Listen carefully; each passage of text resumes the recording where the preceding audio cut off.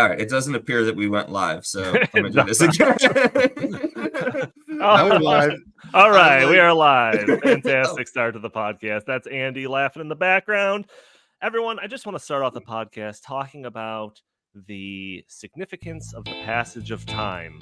Because when time passes, it's significance. The time, when it passes, the significance, and we just have to be unburdened by what's happened in the past and always look forward, not backwards, but always twirling with excitement over the now candidate Kamala Harris, although I don't think that's official. We're going to be talking about this absolute nightmare of a candidate and everything that she stands for and how the media is treating her and everything in between, because we're in Crazyville and news passes like I don't even know anymore because we're in Looney Tunes. So strap in, and we've got a lot to talk about in episode 458 of the In the Tank podcast.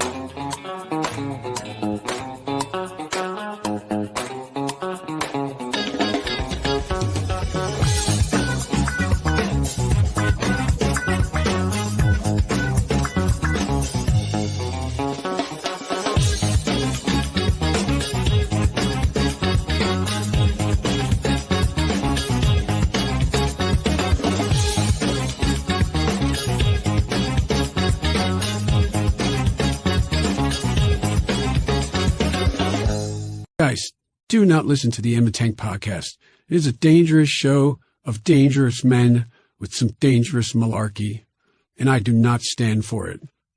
All right, where's my Vice President Condoleezza Rice? Welcome to the In the Tank podcast, folks. As always, I'm your host, Donald Kendal. My brain's a little short-wired today. The youngest one in my family is teething, not getting good sleep, which means I'm not getting good sleep. But I'm still probably more there than Joe Biden. But we'll get to all of that. We've got a couple of people joining us today. What do we got? We got Jim Lakely, VP of the Heartland Institute. How are you doing today, good sir? Oh, he is muted. So Muted again. Gosh, yeah, good start, Jim. Well done. Yeah, I'm doing pretty good. Did you guys see the address by the Orange Man last night? Not Trump, of course, but Biden. He had quite a bit of makeup caked on his face. Little known fact, I actually put a little makeup on before the show, because ordinarily my face, I look like Steve Buscemi, and so the makeup makes it so I look like Jim Lakely, which is nice. But we were promised last night that Biden was going to explain why he was withdrawing from the race, right? He didn't do that. And it's because he was pushed out, didn't want to say he was pushed out. And, because this was not his choice. He said he's handing the torch to a new generation because he was forced to do that.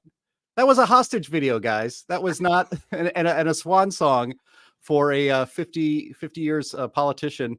So it sounded to me like the final speech for a politician that's on death row. But the good news is he even got ice cream in the Rose Garden for his final meal. As you mentioned, Donnie, these are the strangest politics I think any living American has ever seen. And we got a long way to go. Yeah. I want to actually start with that, but I also have to introduce Chris Talgo, editorial director here at the Heartland Institute. How are you doing today, good sir? I'm definitely doing better than Joe Biden right now. I'll tell you that much. Yeah, well, maybe he's, he might be getting ready to play, 6 handicap golf round here, Chris. So he might be doing well. I think the odds of that are literally impossible. Put a zero on that. 6-0 maybe. Yeah, so we're gonna be talking about a lot of the latest news, obviously. What was likely to be the candidates, and I know it's not official yet, Kamala Harris, the media's reaction to it, and kind of get into just how radical she is. Because, like when a vice president, they kind of just sit in the background. They don't really do too much. It's very easy to just ignore them. But now she's just being forced right into all of our faces. So we have to ask the question about what we should know about Kamala Harris. So we're going to get into all of that. But before we do, I had that message I put out there at the beginning of all of these podcasts, which is first, For those audio-only listeners that might be catching the show on a Friday or later, first off, why don't you leave a review for us? That'd be greatly appreciated on iTunes. And consider joining us a day earlier, Thursdays at noon Central Time, where we are live streaming on Facebook and YouTube and Rumble and X. And you can join in the conversation, throw your comments and questions in the chat. Maybe we'll show your comment on the screen. Maybe we'll address your questions on the fly. You could also help out the show by doing a couple of things. If you're watching on YouTube, we are demonetized. So if you want to support the show financially, you can go to heartland.org/inthetank and donate directly to the show. This is actually a better way of donating because this way YouTube doesn't take 30% of your donations. If you want to support the show but don't want to spend a penny, but might want to spend a couple of seconds, you could hit that subscribe button if you haven't already, share this content, hit that like button, or just leave a comment under the video. All those things help break through those big tech algorithms that prevent content like this from being shown to more people. I just saw a thumbs up pop up. Someone was listening to me. But like I said, we have a lot to talk about, but you know, sometimes when Thursday starts rolling around, we're like, what should we talk about? I don't know. There's not too much going on. Maybe we'll talk about this or that. I don't know. We haven't been short of topics lately, folks. It feels like this is the most unbelievable, crazy political cycle that I've been alive for. I mean, I don't know, Jim, maybe there's some other historical ones that kind of outshine this, but in just the last several months, we've got like Trump facing dozens of charges, felony charges. Trump convicted on some of these charges. That was late May of this year. The historic now, it's probably going to go down in some history books, the Trump versus Biden debate, which was just absolutely crazy. That happened in late June. That resulted in waves of calls for Biden to step down, or at least, pull out of running for, election or whatever, from the New York Times, basically most of the mainstream media, sitting congressmen, influentials, political commentators, everyone calling for him to come out. I don't remember the last time something like that's ever happened. A failed assassination attempt against Donald Trump that happened just, a couple weeks ago, and a successful political assassination of Biden, which just finished off on Sunday, I think, officially. So, Jim, am I wrong? Is this the craziest political cycle that's happened in this past at least century? Yes, without any doubt. And I had forgotten about it's how crazy it is. It's so crazy that the fact that Donald Trump is a convicted felon on trumped up charges that it was obviously political lawfare to get him out of the race is completely forgotten. I had completely forgotten about all of that. Right. And we had talked about it several times because so much has happened since then. It's really remarkable. And like I said, we still have, 1, 2, 3, we got 3.5 months to go and until election day, and a lot can change and a lot of other more crazy things can happen between now and then. But, the reason Joe Biden is being shoved out of his own reelection campaign, which is pretty remarkable, because just 4 years ago, he collected the most votes for president of anyone in American history, way more than Obama, way more than Hillary. And 3.5 years later, he is unelectable, according to the leaders of his own party. So take that as you might and apply it to the results of the 2020 election and the effectiveness of Biden's first term here. But it is, as I said, I watched that last night. It looked like a hostage video. He had so much orange makeup on his face. People were saying on Twitter that it looked like he had a bruise on his jaw. And if you look at it, it does look discolored there compared to other places on his face. Joe Biden was unseen by anybody in the public or the press for, I think it was 8 straight days. I think the last time he was seen, he was gingerly walking down the steps of the kids' stairs on Air Force One. That was July 17th. Nobody had seen him at all until yesterday, or the day before yesterday, when he returned from recovering, supposedly, we're told, from COVID at his Rehoboth Beach, Delaware mansion vacation home. And then we saw him again last night. And it's just remarkable that a president can basically be unseen, unheard. People were joking that we needed proof of life. I mean, I suppose we finally got it yesterday. But I can't remember any time in my entire lifetime, I'm 53 years old, where nobody had spoken to the president. The president had not shown his face in public for such a long period of time, unless there was a serious health issue going on. Obviously nobody saw Woodrow Wilson after he had a stroke. Very few did. But I just found it remarkable that like the Speaker of the House could have just gone to the White House or contacted the White House staff and said, I am the Speaker of the House. I am the leader of 1/3 of our federal government. And I demand to see Joe Biden right now. I want to go see him right now. That never happened. It was really weird that it didn't. And this is a White House that has lied about Joe Biden's mental and physical condition for the entirety from the campaign, from the 2020 campaign forward, where there is not a single quote unquote official fact from the White House about Joe Biden's health that you can trust is true. That is why, the media finally caught on to this, and people who listen to this podcast and don't depend on CNN and MSNBC for their news knew that something very odd and strange was going on. One of our viewers here, I'll throw it over to Chris, but one of our viewers here said that what's been going on the last couple of weeks almost makes them feel sorry for Joe Biden. I don't. I don't because we have the White House has been lying to us to our face his entire presidency, and the media has been gaslighting us about the real condition of Joe Biden for his entire presidency. I find it hard to find empathy in my heart when those are the two things that have been dominating our media and our politics for the last 3 years. Yeah, I know that there was like some talk about questioning whether or not this Joe Biden was still alive. I didn't buy into that. I was wondering if he was hiding, like a black eye, like a Harry Reid style black eye or something like that, because they, convinced him to step down. But, that's just my own theory.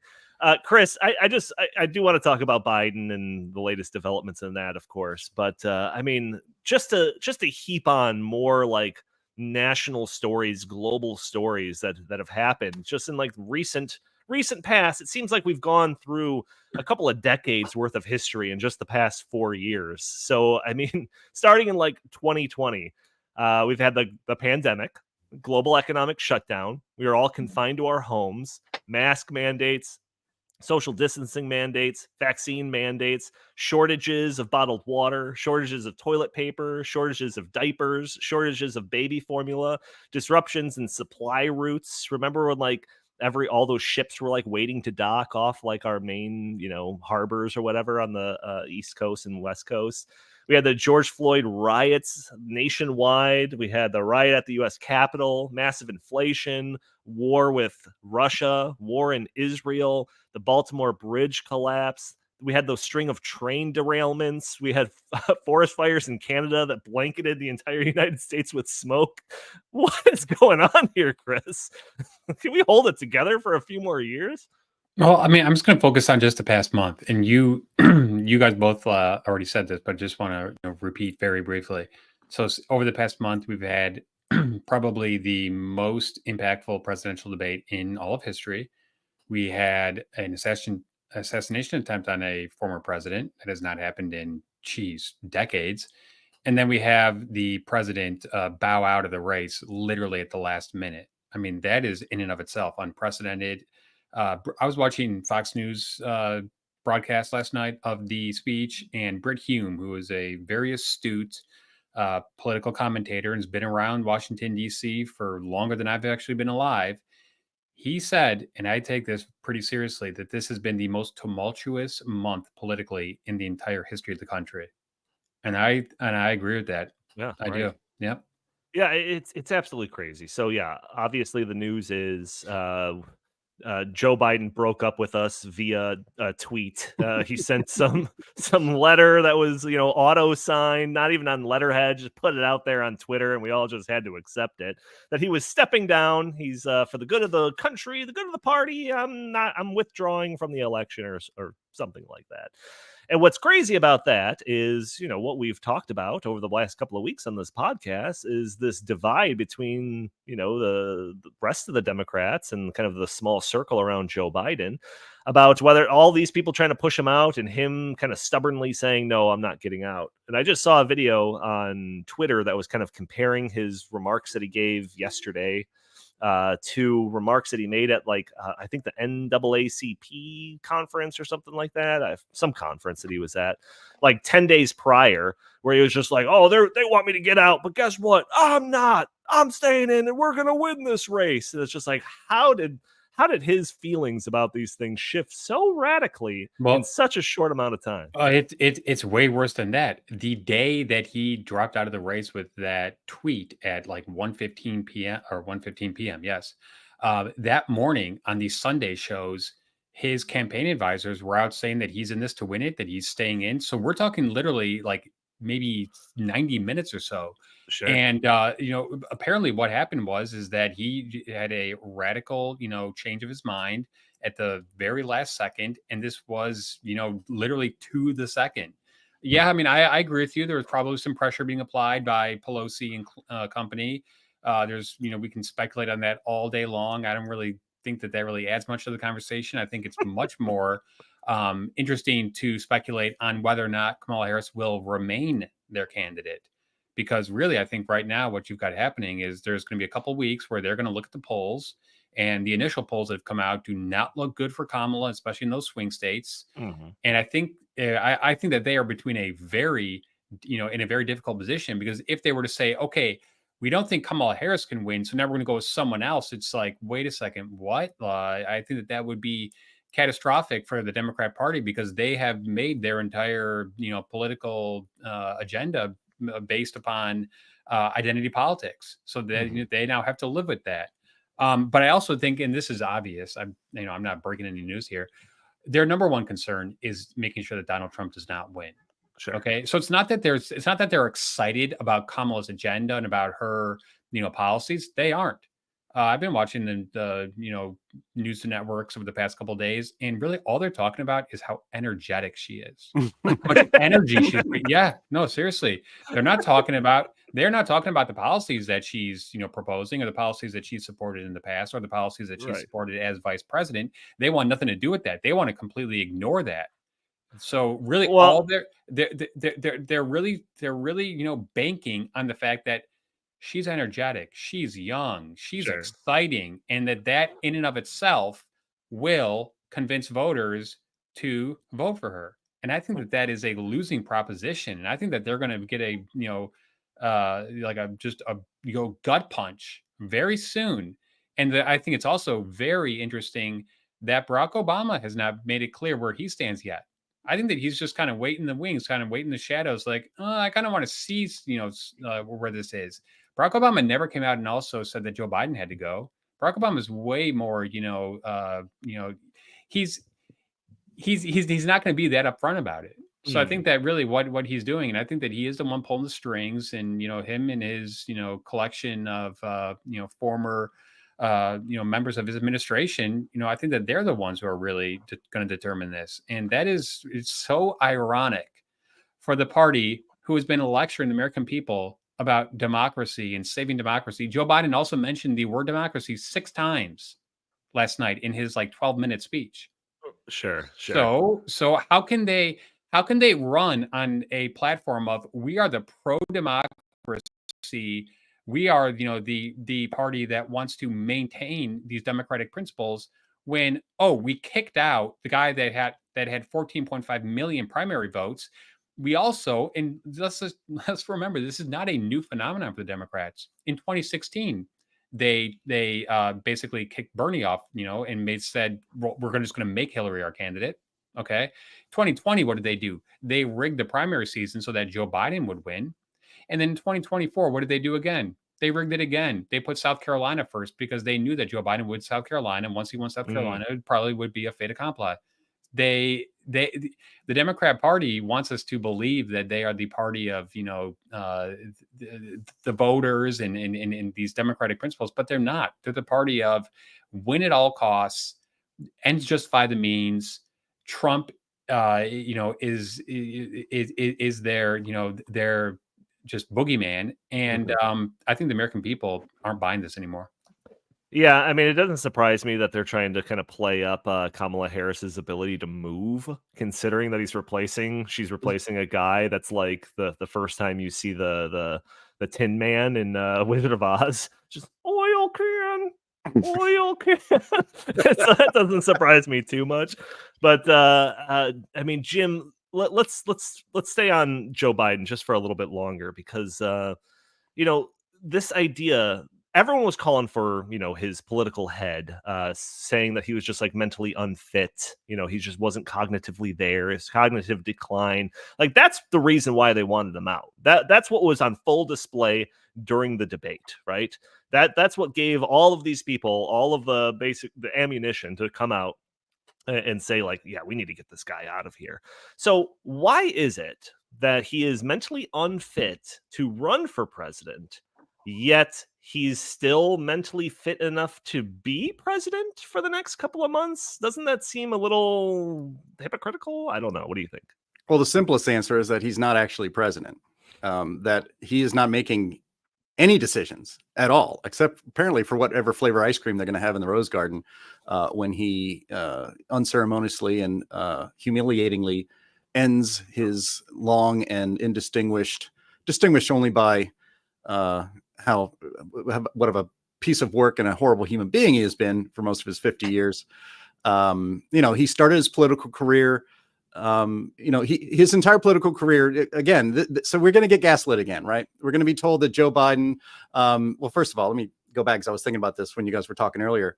It was just weeks ago that Karine Jean-Pierre from the lectern in the White House briefing room was telling us, hey guys, seriously, Joe Biden is so active, we can hardly keep up with him. Right. He's so active. Oh my gosh. So the idea is, painting the lie in people's face, in their minds. Here you got, young, fit 30-year-olds who could barely keep up with the president that we see shuffling around, like an old mob boss trying to pretend he's nuts. After he gets up from his afternoon nap, Right. he does have a boost of energy, just to be fair. Yeah, right. And so, look, and then now we're going to be gaslit to say that Joe Biden, and it started right away, like starting on Sunday when the political axe finally fell, that they were saying, Joe Biden, he's such a good man. He's such an honorable man who's putting country in front of his own ambitions. It's like, that is BS. Joe Biden has been a nasty piece of work from the beginning of his political life. He's still to this day lies about the traffic accident that took the life of his wife and one of his children. To this day, he still says that she was killed by a guy who drank his lunch, a drunk driver who slammed into and killed his wife. That is completely false and untrue. And he says it all the time. So the family and that man who were involved in that accident have the president of the United States lying about them, saying that it was a drunk driving accident when it was not. And I could go through, I don't want to talk about Joe Biden very much anymore. We could go through many, many other examples of what a nasty piece of work and not honorable man at all Joe Biden has been for the entirety of his public life. But here we have, your question was, if Biden is not well enough to run for re-election, he's obviously not well enough to serve as president of the United States. And as I said, he's not really the president of the United States. You don't have to be a conspiracy theorist. You just have to use your eyes and ears. The idea that he is a man in command, that he's running the country from behind the Resolute desk is absolutely absurd. Everybody knows that it's the former Clinton apparatchiks, former Biden, say it again, former Obama apparatchiks in the background that are running everything, that are running foreign policy, that are on the phone, that are, at the Pentagon, that are running all of these agencies. Joe Biden doesn't have anything to do with this. Everybody knows that. If there is a Biden that is actually running the country, number one candidate is Jill Biden, and number two candidate is convicted felon Hunter Biden. The idea that Joe Biden is running this country is crazy.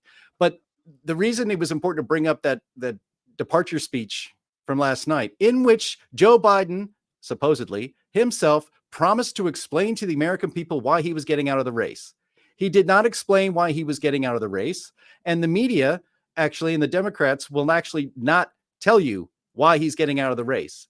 He's getting out of the race because he is not mentally fit to run a campaign and to serve another 4 years. But they keep skipping over that part. I disagree. They just say that he's not electable anymore, and that's why he's getting out. So it's actually because he's losing to Trump. It's the most cynical reason that he's getting out of the race. His own party thinks he's not electable. What they do not finish the thought with is say, why is he not electable? He's not electable because he's a senile, doddering, physically and mentally unwell person. And the American people saw that on June 27th during that debate. And so we're just going to skip over all of that and just get right on to young, vibrant, dancing, happy Kamala to take the reins. So, okay, great. Let's do that. But I'm not going to forget how this all got set up. And the American people actually aren't either. Chris, I kind of disagree with that. I think the reason why he was pushed out of the race was because the polls showed that he wasn't going to beat Trump, and the Democrats, all they care about is beating Trump. And I think that, his energy and all that stuff, that's playing second fiddle. Really what's going on here is the American people are not in line with his policies, right? Especially on the economy, especially on the border security issue. So it's going to be very interesting to see how is Kamala Harris, who was put in charge of the border and who was even more left than Joe on many of these issues, from the economy to healthcare to the climate to environment and energy and all that stuff. She's more left than him. So how are they going to try to pivot her as a moderate? Because if the Democrats have any chance of winning, they're going to have to win over moderate voters. And really, I think that what they've done now is they put forth a candidate, and I'm not even sure. I do not think that Kamala Harris is guaranteed to be the candidate right now. I think that I want to have that conversation because I think that is kind of prepping for this, especially. Let's just get into this part of it because afterwards, after Biden came out with his breakup letter via Twitter, everyone's like, "Oh wait, he didn't endorse Kamala Harris there. That's interesting." And then 20 minutes later, he put out another tweet saying, "Oh, I endorse Kamala Harris." And then a handful of other people came out saying, yeah, she's great. We're going to endorse her. So it just kind of quickly, the news moved on from Biden dropping out to Kamala's our next person, and she's great. But that doesn't matter until the delegates make the final choice. I agreed, and I do want to have that conversation. But I just want to kind of talk about just the media's reception to this, and how then kind of getting in line to just boost her. They all of a sudden became a booster club for Kamala Harris. So I just want to right off the bat, just kind of address this narrative that Democrats are excited for Kamala Harris. I get it. They could be excited that they don't have to pretend to be excited for Joe Biden. Maybe that in itself is exciting. But I mean, it's just, we know that Kamala Harris isn't popular. We know that, right? I mean, she just ran for president 4 years ago. Wasn't that long ago. And she ended up from the race before the primaries even started. So, and if you recall, that was one of those kind of a cluster of a race where there was 25 people running. I think we even did a death pool for that. Remember, Jim? So if you want to look at it in one way of all the people that stayed in the race and got votes and electoral votes and break it down by popular vote, this is who Kamala Harris lost to in the 2020 primaries. Okay. She lost to Joe Biden. She lost to Bernie Sanders, Tulsi Gabbard, Elizabeth Warren, Michael Bloomberg, Amy Klobuchar, Pete Buttigieg, Tom Steyer, Devil Patrick, Michael Bennett, Andrew Yang, John Delaney, Cory Booker, Marianne Williamson, Julian Castro, and Joe Sistak. Okay, she lost to all of those people. At the end of the whole thing, she ended up getting 844 votes throughout the whole primary. So she is the 25th most popular Democrat. Nobody's excited for her. All of this, oh, we're so excited, is just because they don't have to do Joe Biden anymore, or fake. So see, I'm coming at this from a different angle. I think I'm looking at this through the context of what happened at the Republican National Convention. There were, I mean, I've been watching these national conventions and following politics for 25 years now, and I've never seen the Republican Party as unified as it is right now. This is unheard of territory for the Republican Party.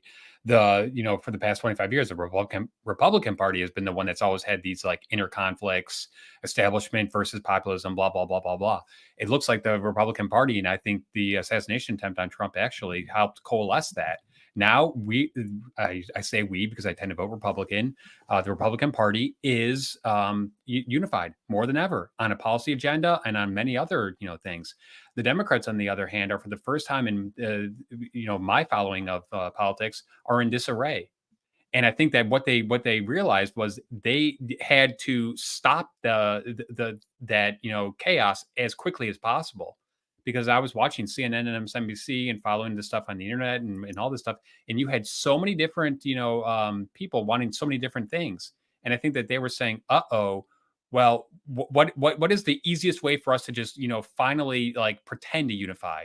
Well, next in line, Kamala Harris, and she, I think is temporarily that they are temporarily coalescing around her, but I don't think that it's like I don't think that they truly think that Kamala Harris is the best candidate. I don't think they believe that her policies are the best policies. I don't think that they believe she would make the best commander in chief.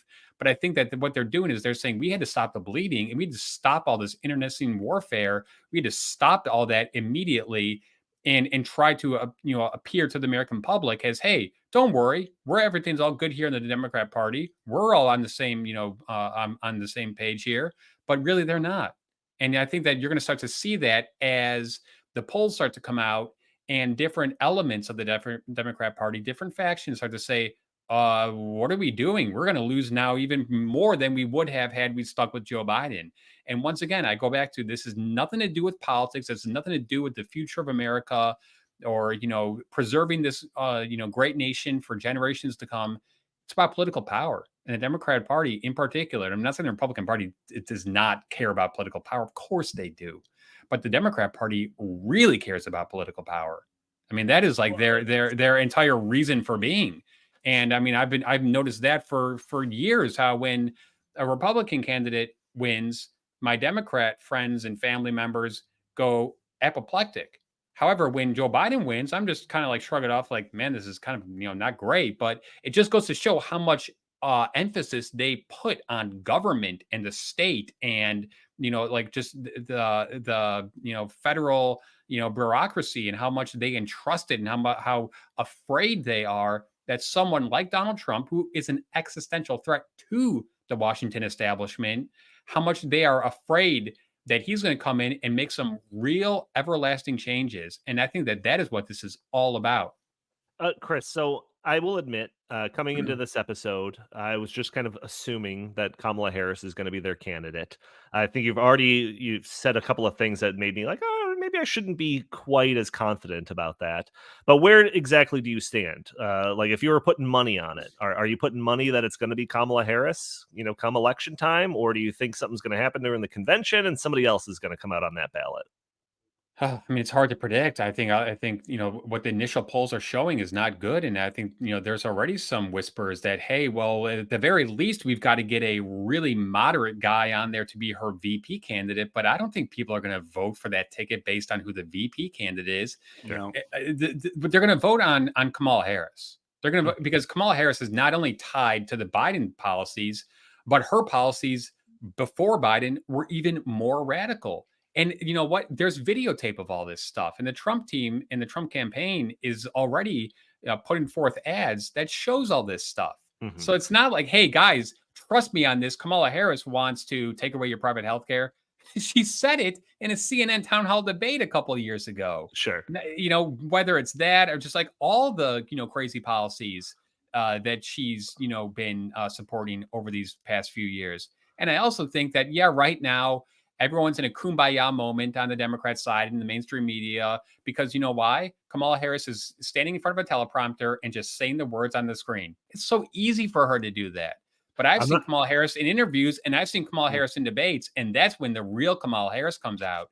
Sure. And once she's on the debate stage with Donald Trump, and once she is, in front of voters, having to ask, answer questions in town halls and stuff like that, I think the American public is going to get the real understanding of, wow, this woman she has no business even being close to the presidency. Mm-hmm. And I actually think, and I know I'm going on a little bit of a tangent here. I think that the reason why Joe Biden picked her in the first place is because she was the best insurance policy for him. Because I think that he knew, and I strongly believe this. I've heard other people say this exact thing. Go ahead. Yeah, that he knew by picking her, it would be an insurance policy for him to remain on the ticket even in 2024, because the refrain would always be, "You sure you want her to replace me?" And I think that somehow, some way that that didn't work out for him. But I don't think that Kamala Harris is 100% going to be their candidate, come the Democrat National Convention in Chicago in about a month. Okay, not 100%. I'm not going to let you off the hook, though. Would you still? I'm going 50-50. I mean, yeah. Okay, that's fine enough for me. Jim, any comments on that? Is this are we assuming too quickly that she's going to be the candidate, focusing our time on talking about her policies, which we're going to get to very soon? Yes. And this is good. This will be the last we should say until we get into the policy stuff. But I think I was going to say a little less than 50-50 that she'll even be the nominee coming out of that convention in Chicago, and it is going to be a spectacular convention here in Chicago. There's going to be chaos on the streets, and there's going to be chaos in the hall. It's not something to be missed. I will not be going there physically because I value my life and and having all my bones not broken. But look, even again, the reason why she was put on the ticket, that Biden was bumped aside and she was, to grab the standard bearer and run forward, is because she is allegedly more electable than Joe Biden against Donald Trump. Mind you, Biden kept insisting, I'm the only one who has beaten Trump. I'm the only one who can beat Trump in November. And the party decided that isn't true. But, our friends at Rasmussen Reports, who we've done a lot of polling with over the last 12 months or so, and we have a lot of great new polls that I don't know if we'll talk about them on this podcast, but should pretty soon. They just released a poll today, a national poll, preference either Donald Trump or Kamala Harris for president. Trump is leading 50-43, 7 points. That's a big gap in a supposedly 50-50 country. MSNBC held a focus group of Wisconsin women voters the other day, and their viewers must have been horrified by what they heard that focus group say to the MSNBC person. And we have a clip of that we'll show in a little while. Kamala Harris was listed by the GovTrack website as the most liberal senator of them all. That is not an easy thing to pull off, but she managed to do it. And she also missed, I think, 62% of all the votes in the Senate while she was a senator, which I believe also led all of the senators, all of the 100 senators in the United States. Her White House staff, and this tracks with the way it was when she was a senator, has a 92% turnover rate, which again is pretty remarkable, even in a town where bosses notoriously treat all of their staff like garbage. And then yesterday, in one of her only public speaking events as vice president, and then also the presumptive Democratic nominee, she lauded America's vital allyship with North Korea instead of South Korea. So no, I don't think it's actually a done deal that she's the nominee. I think she she claims that she doesn't want it handed to her. She wants to earn it. If that's the case, what she's doing so far to earn it is not really falling pretty flat. And I think if the Democrats really are, we have to save democracy to keep Trump out of the White House, they could very well decide in a couple of weeks at the convention here in Chicago for the Democratic National Convention that she's not gonna be able to beat Trump either, and they may have to pull a third emergency parachute to get so they don't crash into the ground. We will see, but I think it's a little less than a 50-50 chance that she'll be pulled and that they'll go to somebody else, because really, who else is there? Right. Yeah, the GovTrack thing, I wanted to bring that up. You mentioned it. So is that what it's called? GovTrack? GovTrack, yes. And they erased it from their website. Yeah, so they apparently what they part of the things that they do, they're like some nonpartisan nonprofit group or something like that. One of the things that they would do is they would go through and like rank different sitting senators based on their kind of political leanings or something like that. And in Particularly 2019, on their voting record, what they voted for. right. And in 2019, Kamala Harris, GovTrack, came out and said that she was the most liberal sitting senator. Out of all 100 of them, she was the most. And for whatever reason, after everyone's coalescing with Kamala Harris and saying she's so great, oh man, she's so good, they deleted that. They tried to quietly delete that. So that's kind of interesting, especially considering that Biden was largely selected in 2020 to be the candidate because he was seen as being a little bit more moderate than the Elizabeth Warrens and the Bernie Sanders that he was running against. So I find that to be pretty interesting. But I mean, that's just a tip of the iceberg. The mainstream media has also tried to come out and say she was never declared border czar. So I mean, come on, this is gonna happen. The mainstream media is going to do everything they can to try to make it look like she is, the second coming. I've even heard some of them say reminds me of 2008 with Barack Obama and all this stuff. I mean, seriously, like they're getting chills, down their leg again. No, Chris Matthews, right? It's not going to work. It's not going to work. Exactly. It's not going to work. The people are awake now. They are awake to what's happening. Yeah. I mean, so we could probably spend another hour just playing clips of her messing up in speeches and saying, the idea that we have an alliance with North Korea, or remember that one time when she was like talking about climate change and she said how we need to reduce population. We all know that she probably meant to say pollution, but whatever, a little Freudian slip there. Or, her like really just great speeches about space and, her explanations about how Russia's a big country and Ukraine's a smaller country, or her like her great speech about artificial intelligence or AI. It's two letters. One's artificial, the other one's intelligence. So like we could play a million of those clips, but we're not. To save you people from having to listen to her unnecessarily. But when people do see her speak, their reactions are very much like ours. They're kind of questioning her grasp on some of these issues and stuff. So, Jim, you mentioned, I haven't seen this clip, but you mentioned going to a what is this, like a test group, a viewing group or whatever it's called, a focus group of Wisconsin women voters. Yes. All right, so let's go ahead and play this. So this is after they had listened to her speech or something like that, and then they went back and asked these people in this focus group, "What do you think about Kamala Harris?" How do you perceive Vice President Harris compared to President Biden in terms of competency and experience? I think she's worse. She doesn't even know what's going on at the border. Right. And that's what she was supposed to be doing and in charge of. I mean, as a school teacher, if I did not do what I was supposed to be doing, you better believe my job would be in jeopardy. Well, it isn't. Not only was her job not in jeopardy, she was just handed a promotion. Is there anyone that Kamala Harris could appoint as her vice president that you would find reassuring? Would make you consider voting for her? No. Never consider voting for her. No. I would do RFK Jr. way before her. Same. Absolutely. Yeah. And she's not the first woman to run for the presidency, Hillary Clinton. I'm assuming no one voted for Hillary Clinton in 2016. So it's not necessarily going to sway you to vote for a woman in office. When do you think America will have a female president? When there's a competent one? I don't get a good feel for her. I think she's an idiot. Right. Mary, why do you think that she's not that bright? Because she hasn't done anything in the time that she's had. We don't know anything about her as far as her 3 years so far in the White House. She's not real smart. Why do you think she's not that bright? No, I didn't say she wasn't bright. I said she was an idiot. Yeah, but you know what's so telling from that is that that MSNBC reporter was trying to make it all about personality. And that's what the media is trying to do. They're trying to make this all about Donald Trump. But you know what? The American people are going to make this about policy. I strongly believe that.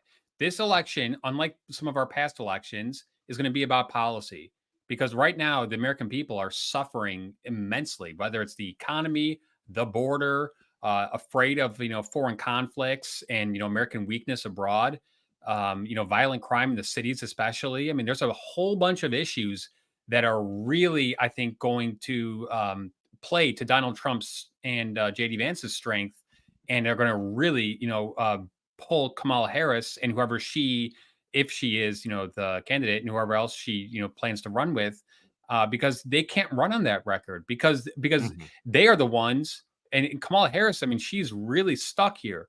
How can she say, hey, wait a second, I was put in charge of the border, but all the border stuff has nothing to do with me? Or, hey, the entire Biden presidency and all the spending, which I have been, in full favor of, I'm just going to walk away from that now. She can't do that. So if anything, I think, if she's going to go even more left, she's just going to double down and say, we didn't do enough. And I mean, if she goes down that road, wow, I think it's going to just be a total meltdown for her. But I really think that this is going to be an election that is going to be mostly about policy. And, Joe Biden last night said that he truly feels that the country is at an inflection point, and the next administration is going to set up the course of this nation for the next 40 years. I believe that too. So I think that really right now the American people are saying, hey, wait a second, we had 4 years of Trump, we've had 4 years of Biden Harris, and that is a very rare opportunity for voters to have the track record of both candidates before them. And I think that they're going to say, aside from all the Trump tweets and all that kind of stuff, the bottom line is I was better off under Trump. And that's why I think this is really just going to boil down to, Reagan said, are you better off today than you were 4 years ago? And the answer to that is just very simple. Yeah, no kidding. It's kind of interesting. It's like harder for her to take credit for the things that Biden was taking credit for, but it's also harder for her to distance from the bad stuff because she was also part of the administration. She almost gets like worst of both worlds. But right, I mean, what is she going to take credit for? The wonderful economy that is way better than it was under Trump. I mean, that's false. Everybody knows it. Doesn't matter what the media tells you. People feel it. They know how much they're paying at the grocery store as they go every week or more often than that. They know that it costs 5 times, 6 times as much to get enough milk for their kids than it did just 4 years ago. I mean, you can't, no amount of media gaslighting is going to make those kind of feelings and knowledge among the American voters go away. So I think I think Chris is actually right that maybe the 2016 election when Trump beat Hillary was kind of a personality-based election, to a larger extent, certainly than now. This will be a policy-based election. This will be voters looking at what the policies of the Biden administration have done to their own pocketbooks, to society, to our economy, to our political life, and then compare that to what they experienced for the 4 years previous to that. And I think no matter how much, I know the big messaging, and Joe Biden said it again last night, that democracy is on the ballot and that our democracy is over if Trump is elected president. Again, that's a harder sell because he was president for 4 years. He did not act as a dictator. Our democracy was not crushed and ruined, and it certainly wasn't saved just because Joe Biden narrowly won election in 2020. So I think as time goes on and people can focus on the new thing, which is now Kamala Harris, those kinds of messaging that Donald Trump poses some sort of existential threat to democracy itself, and as do all of his supporters, half this damn country pose a threat to democracy itself. I don't think that message is going to resonate with swing voters. I think it doesn't. And I think the polling, just as Rasmussen put out today, Trump leading 50-43. I think that messaging, which is being pounded and pounded by the media constantly, is not having the effect. And that's why they panicked. And that's why they got rid of Joe Biden in the first place. Yeah, let's spend the rest of the time talking about the policies, because this is the thing. This is probably the most important thing about all of this. Like I said, 2020, there was a concerted effort by a lot of the kind of mainstream Democrats to kind of push Joe Biden forward because he's seen as more moderate. He's likely to get more kind of middle of the road independent votes or whatever, come general election time. We need to force Bernie Sanders out because he's just kind of a radical leftist, and we got to get Joe Biden in there.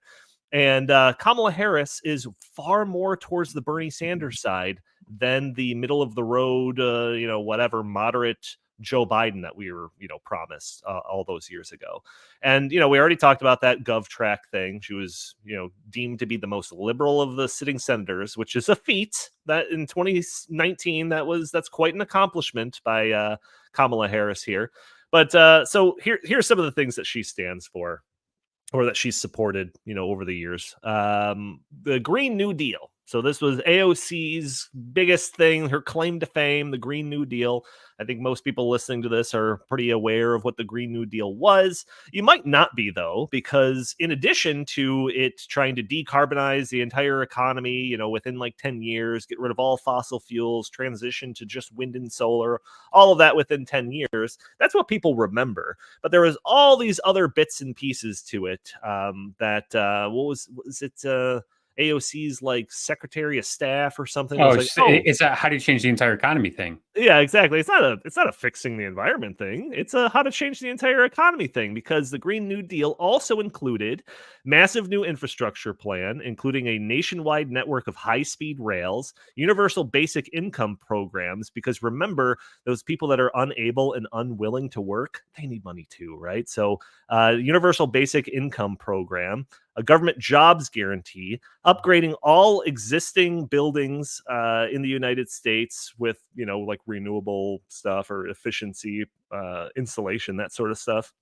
The creation of public banks, rebuilding the electric grid, trillions of wind and solar development, and the transformation of the U.S. agriculture system. And, basically in the FAQ that was released alongside the original plan, remember they had all that talk about getting rid of cows because of their methane emissions and all of that. So Kamala Harris was one of 14 people that were like endorsing the Green New Deal.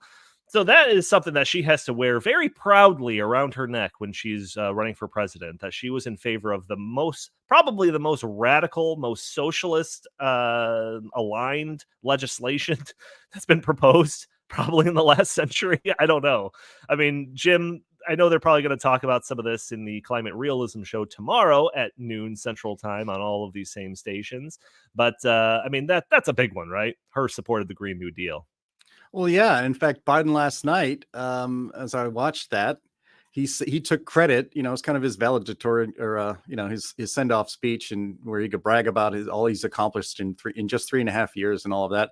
And he mentioned specifically, we passed the largest climate change, fighting climate change bill in history.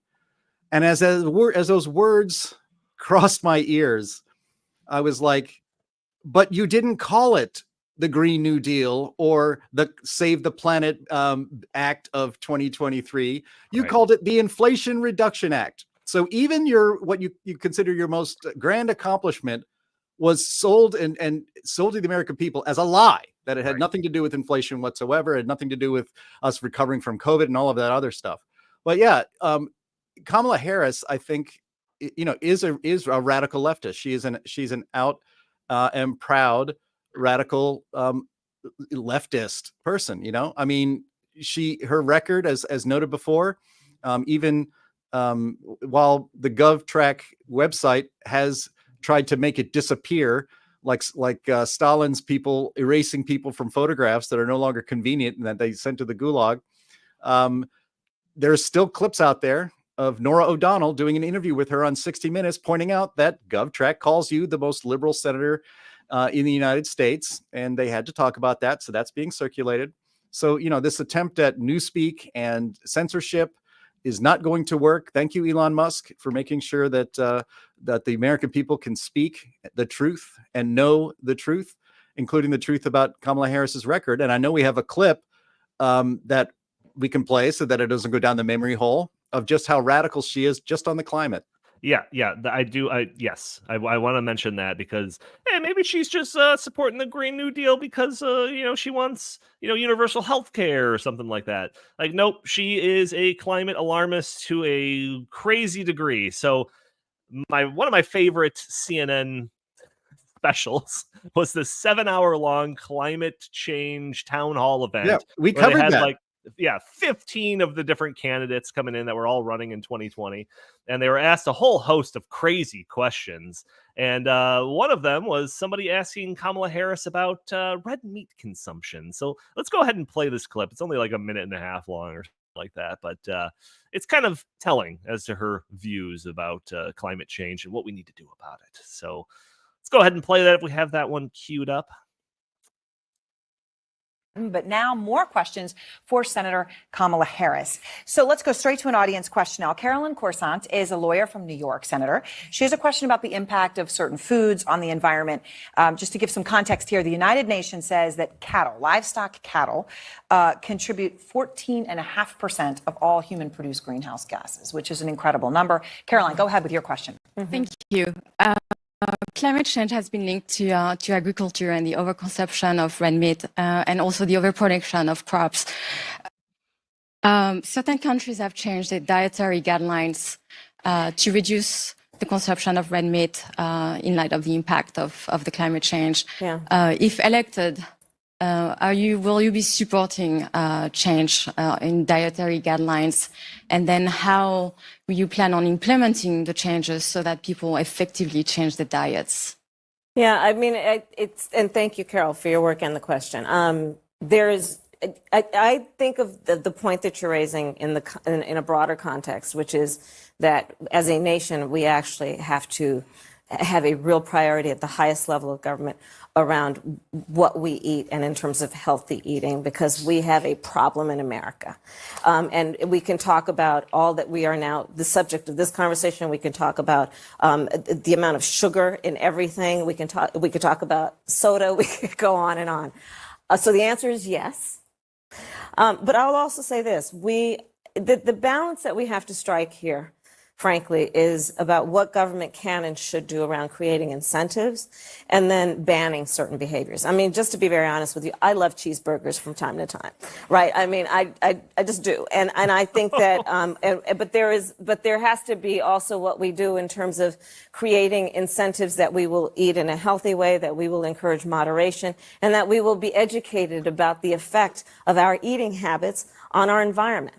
And we have to do a much better job of that, and the government has to do a much better job of that. So, I mean, I'm just saying, you love cheeseburgers. I mean, we all do. I don't know whether you know, from time to try time, the Beyond Burger, the Impossible Burger, right? They try, but it's not quite the same. That's my personal opinion.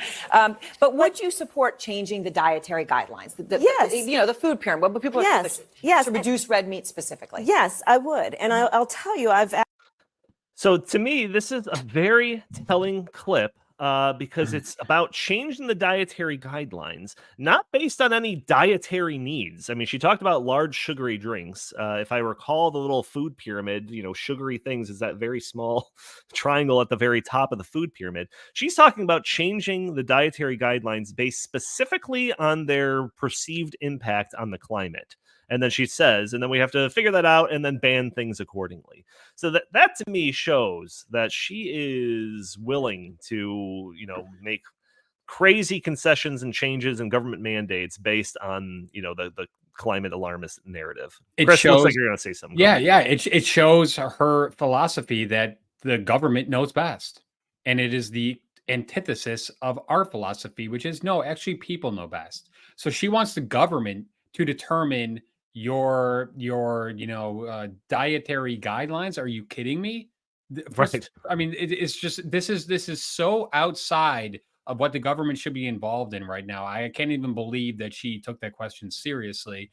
But it is so symbolic of Kamala Harris is an elite from a coastal elite who thinks that she knows better, and she's also a total hypocrite, because I could name 20 times over the past couple of years in which she has, said something, but then done the opposite. Like she said, she's all for these, these electric ovens, but then photos emerge that she has a gas stovetop. So I mean, but that's just one of so many examples. So that's why I think that the American people don't trust her. They don't believe her. They don't think she honestly believes in this stuff. I bet that Kamala Harris does not even have a guiding, set of principles that encapsulates how she plans to govern. I think that she is the consummate politician and the worst, example of it by saying, where is the political wind blowing these days? Okay, there, I'll go down there. Because when she was Attorney General of California back in the day, she was actually pretty tough on crime and pretty tough on drug crime. But then when she realized, oh, wait a second, the people of California and the people across America don't really like that anymore, at least in the Democrat Party. Well, now I'm going to the total opposite. And now she's, defund the police and all that stuff. So this is just part and parcel for Kamala Harris, who is not a principled person who has deeply embedded views that she's thought about for, decades, like Donald Trump actually has. Donald Trump, since the 1980s, has been talking about globalization and whether that's good or bad for the Rust Belt and all this stuff. You can agree or disagree with him, but at least he has those heartfelt beliefs. And I think that people can see through this, that Kamala Harris is the just ultimate politician trying to say, what do the voters want me to say in this exact instance? Okay, I'll say that for this audience. Right. Donald Trump is the total opposite. He just says what he thinks, and people respect that. I think she's an idiot. Jim, there's a couple other things I want to get into, but comments on just her, beliefs when it comes to that clip, specifically climate change in general. Well, I mean, I was struck by, no matter what crazy thing that person, that climate alarmist activist said, whatever came out of her mouth, Kamala Harris was going to be nodding her head the entire time. Oh, yeah. And she did say something nutty, like, we should, reduce the consumption of red meat to save the planet. And then Kamala Harris's immediate reaction is to agree with that. And then say specifically, we need to start thinking seriously about banning certain things, while also admitting that she likes a cheeseburger. The fact that Kamala Harris likes cheeseburgers is literally the only thing about her political life that has ever come out of her mouth that I can remotely relate to. Right. I like them a little bit more than just time to time, but that's my own vice. But yeah, I mean, sometimes I wonder if she has deeply held left-wing convictions, which I think she does. And I think there's also a part of her that is she's just a vessel for whatever nutty idea from the left that happens to, to float down the stream. She will fish it out and put it in her basket.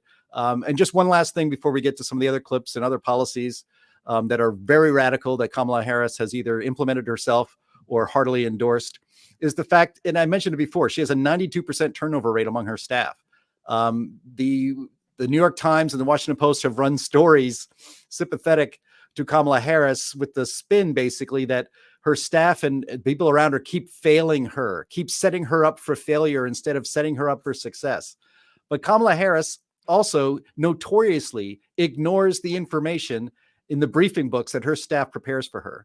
So she will complain about looking like an idiot in a public appearance while trying to speak about policy, but it's her own fault because she doesn't read the briefing books that her staff prepares for her so that she could come across sounding like she knows what she's talking about. And so I don't think those kinds of habits are going to change just because she's running for president.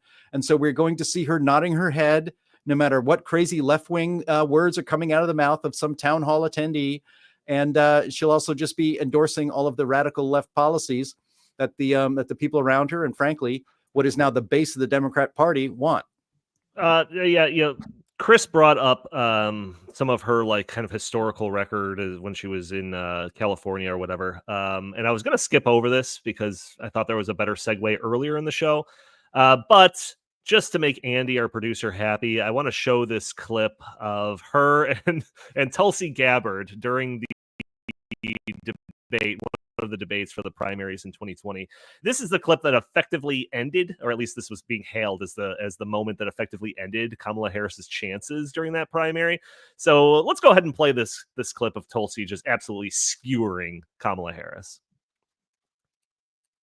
Congresswoman Gabbard, you took issue with Senator Harris confronting Vice President Biden at the last debate. You called it a, quote, false accusation that Joe Biden is a racist. What's your response? I want to bring the conversation back to the broken criminal justice system that is disproportionately negatively impacting Black and brown people all across this country today. Now, Senator Harris says she's proud of her record as a prosecutor and that she'll be a prosecutor president, but I'm deeply concerned about this record. There are too many examples to cite, but she put over 1,500 people in jail for marijuana violations and then laughed about it when she was asked if she ever smoked marijuana. She blocked evidence.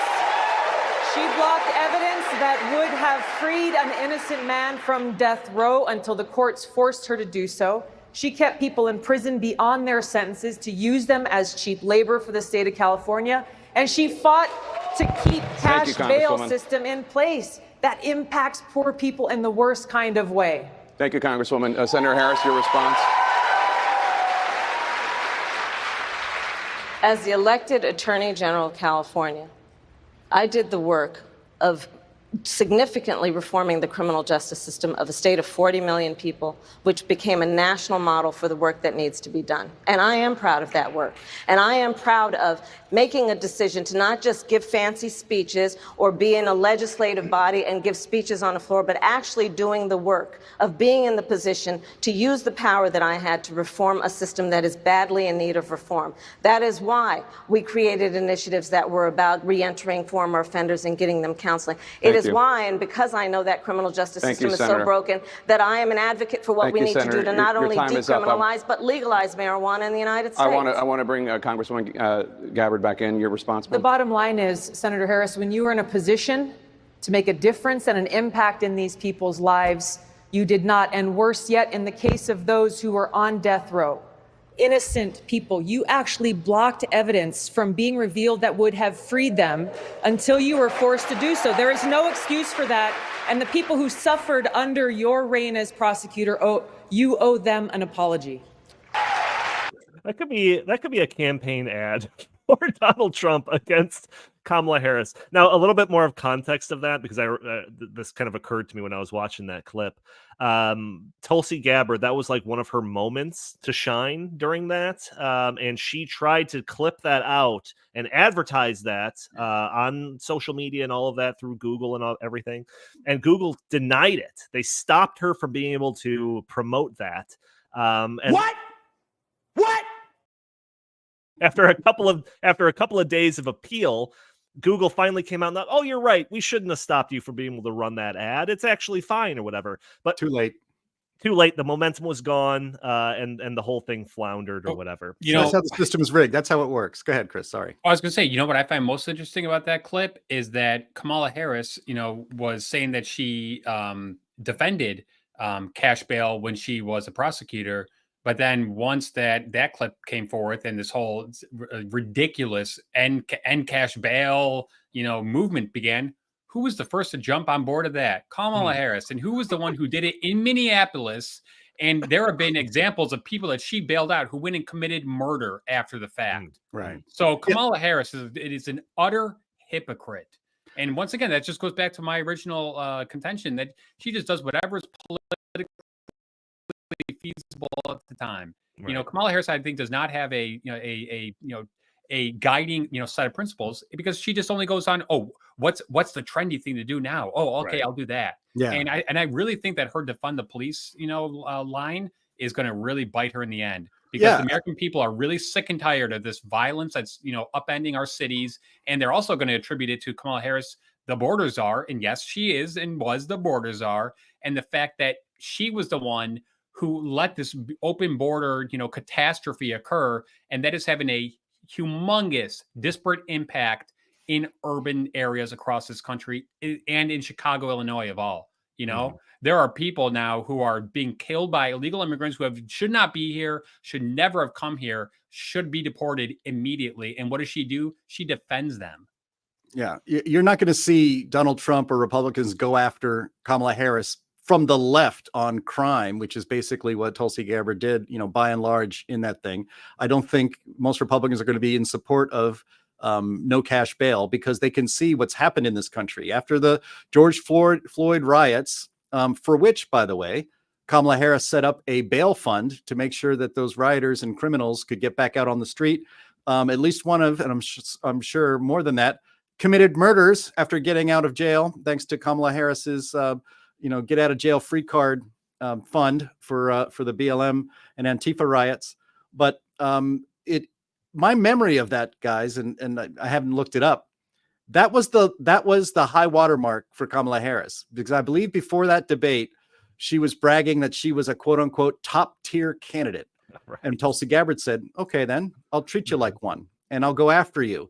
I believe she pulled out of the race. That was before the Iowa caucuses. That might have been the last debate or second to last debate she ever did. And she must have pulled out of the race shortly after that, because I do remember it was just 4 years ago that the people were like, holy crap, Kamala Harris just got nuked. And she's finished. And I believe that was the end of pretty much the end of her campaign. And it was basically one question from a lower tier candidate like Tulsi Gabbard, who had the courage to tell the truth. Mm-hmm. Yeah. So in addition to the Green New Deal, which had a universal health care provision in it, Senator Kamala Harris also promoted her own, or proposed her own, Medicare for All plan that would have basically everybody from birth put into this plan, and some other different like carve out interesting things. Justin Haskins wrote an article. I'm not sure if it's published yet, but he talks all about her Medicare for All plan that she proposed just however many years ago, 4 or 5 years ago. But in questioning about her plan, there were some interesting things that came out. We have another clip. Let's go ahead and play this one. This is from CNN of all places, asking her about her Medicare for All plan. If we have that clip ready, let's go ahead and play that, please. The bill also says, quote, every individual who is a resident of the United States is entitled to benefits for health care services under this act. Not every individual who's a citizen, but every individual who's a resident. Mm-hmm. So you support giving universal health care, Medicare for all, to people who are in this country illegally? Let me just be very clear about this. I am opposed to any policy that would deny in our country any human being from access to public safety, public education, or public health, period. So the answer is yes. She was very clear. The answer was yes. Her universal health care plan would also include giving free health care to illegals. So this is what we're going from. We're going from the supposed down the middle of the road lunch pail Joe from Scranton, Pennsylvania, your dad's Democrat, to a radical leftist senator from California. So, Chris, final words on any of this, any other policy things that she stands for that I'm neglecting? We're 11 minutes late already, so feel free to take as much time as you want. Well, I'm going to say this, and I know that it's a very taboo thing to say, but guess what? Kamala Harris is a fan of the Great Replacement Theory. And you know what that is? That is saying that we want to let in as many illegal immigrants into this country to change the voting demographic of this country. And that is what Kamala Harris is in favor of, so that they can create an underclass of extremely poor people who just depend on government and who get as much as they can from government, and they will continually to vote for the Democrat machine. I think that that is a recipe for disaster for the United States of America. That is why I oppose the Democrat platform in its current case. This is a far cry from the, Clinton Democrat that I, grew up. I wasn't a Democrat, but I grew up thinking, wow, okay, Bill Clinton, he wants to balance the budget. He wants to get people to working, not on welfare. That all made total sense. And, in 20 something, 30 something years, it's just become the complete opposite, where you've got one party, and I know I'm breaking this down and making this very black and white and, very, stark, but you've got one party who's saying, hi, American people, if you want to work hard, we're going to reduce your taxes. We're going to try to reduce prices and make your life as, enjoyable as possible. We're not going to, try to micromanage you on a daily basis. We're not going to tell you what kind of car to drive, what kind of gas stove to have, blah, blah, blah, blah, blah. And then you got another party that's saying, American people, we want to, control you to the hilt. We want to tell you what kind of car to drive, what kind of, air conditioning unit that you're going to have, what kind of just everything. Kamala Harris is in that boat. I'm not in that boat. So I hope that the American people overall, and American citizens, I should say, vote for the opposite of that. That's what I hope for. But then again, I'm also kind of worried that, we've had about 20 million illegal immigrants come into this country under the Biden-Harris administration. And I'm concerned that many of them are going to vote. And what is that going to do to the outcome of this election? I guess we'll find out. We will. Jim, final thoughts. What do you think? Are we jumping the gun thinking that she's going to be the candidate? Is she going to be the candidate? Wrap it up however way you want. Yeah, I'll just say briefly, the idea that non-citizens are denied healthcare in the United States is false. You go to an emergency room in the United States and they will treat you. Period. That's the end of that. But as Chris was talking, I actually wanted to look this up. The left and liberals and Democrats in this country, ever since Obama was elected president, wanted to institute a national health care service like the NHS in the United Kingdom. And if you are not a citizen of Great Britain, guess what happens when you try to have access to health care? You are denied. Or if you want to, you can get that care. You will just have to pay 150% of what the going rate for any of those services happen to be. So when the UK is always held up by the left as kind of the example that the United States should follow, and then, Kamala Harris says that illegal immigrants, people who are not here legally, people who are not citizens of this country, everybody should get health care anyway. That is even more radical left and than what happens in the UK. So that is even putting aside the immigration stuff in the UK. But yeah, so we will be talking about this for as long as Kamala Harris is the candidate. We will take this podcast's time to examine the radical left-wing policies that she advocates for and that the mainstream media has not been reporting on. And in fact, you had mentioned this is the last thing I'll say, Andy, so you can go ahead and start the outro music. But you talked about the coverage that Kamala Harris has gotten since she was tapped as the candidate for the Democrat Party. There were 10 stories in the Washington Post about Kamala Harris on Monday. 3 of them were in the style section, all of them glowing, of course. And not a single of the other quote unquote news stories did any examination of what her legislative record is, what she has said on the record about policy. It was all glowing propaganda coverage. And so you're going to continue to see that in the corrupt legacy media. And you have to come to podcasts like this to get the truth. That is absolutely right. Addressing one question I saw in the chat a while ago, asking about the price tag of the Green New Deal. There was a calculation done by the American Action Forum, I think it was, that put the price tag as high as $94 trillion, which that was pre-Bidenflation too. So it's probably closer to 120 trillion at this point. Oh, that's a bargain. But hold on. Let me just say something. So we have people in the comments saying that I was incorrect about you having to pay in the UK 150% if you're not a citizen. They say they don't check out on it anymore, and that anyone from anywhere is an international health service stuff. So. Okay, staying correct. Fact check. All right, so before we sign off, I will say this is a high watermark of the amount of people that are watching us live across YouTube and Twitter and Rumble and X and all of that. So like I said before at the beginning of the podcast, we have been demonetized by YouTube. So if you want to support the show monetarily, you can by going to heartland.org/inthetank. Donate to the show directly. YouTube doesn't take a cut. It's the most efficient way to support the show. But I do want to thank everyone for tuning into this week. Join us every week for a new episode of the In the Tank podcast. If you like the show, like I said, you can support the show. Heartland.org/inthetank. You can also help the show out by just hitting that like button, sharing this content, subscribing if you haven't already, or just leaving a comment under the video. All those things help break through those big tech algorithms that prevent content like this from being shown to more people. If you'd like, you can follow us on X at InTheTankPod, or you can send us your comments, questions, and suggestions to the show by emailing us at inthethankpodcast@gmail.com. Jim Lakely, where can the fine people find you? At J Lakely on X, at Heartland Inst on X, and always visit heartland.org. Fantastic. Chris Talgo, what do you have to pitch today?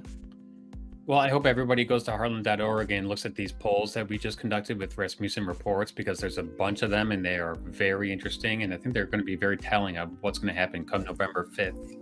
Absolutely. And special thanks to Andy in the background doing our production work. But thank you all for tuning into this episode, and we will talk to you next week. We did it. We did it, Joe.